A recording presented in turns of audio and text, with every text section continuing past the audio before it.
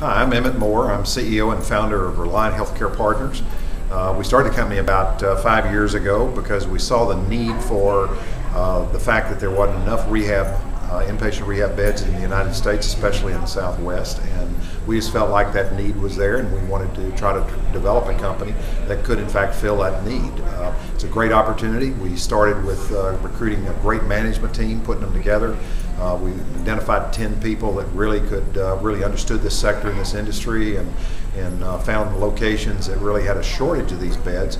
Inpatient rehabilitation is basically an activity to treat patients who have had neuro or physical deficiencies from an illness, injury or something of this sort. So we take the patients generally out of the acute care hospitals and treat those patients. For example, a patient that has a stroke, an elderly person, say 65 years old, has a stroke and can't use their right arm, left leg, their speech is impaired. We take that patient, because the acute care hospital can't treat them, we take that patient and try to rehab them, get them back to functionality, and get them back home. That's really where we want to put them, is to come back and be independent living. We don't want them to go to a nursing home. We don't want them to be an invalid. We want to get them back to independent living. And I think that's really what the American public wants today and needs, is to really do it.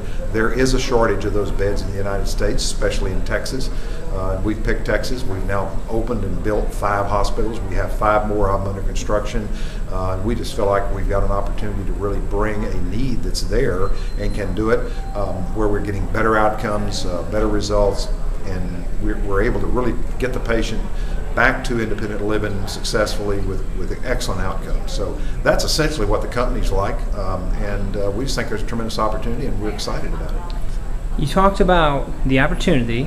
You mentioned, you've been open for about 5 years, and you really had this 10-person kind of group that understood what you want to do and tried it. 5 years down the road, what's so entrepreneurial about your organization? Well, I think it's really people that recognize the need that's there.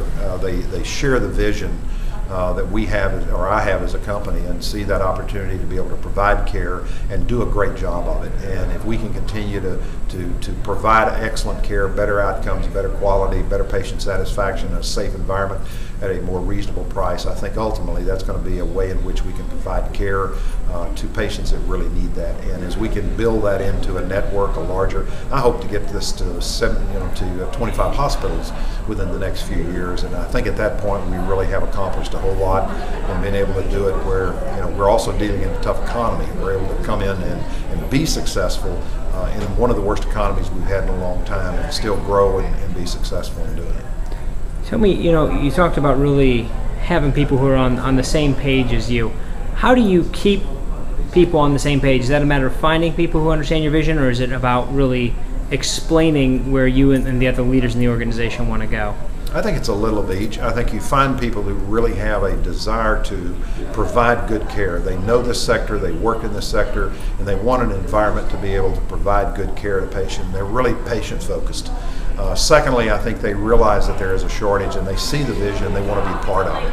Obviously, they're going to be hopefully long-term compensated for doing that. They're part of the share of the ownership of the company in most respects. But I think that what really motivates them is the fact that they can provide good care and do a good job. The gratification of seeing a patient go home that can now walk or speak or talk, that's the satisfaction that most of the people are going to get.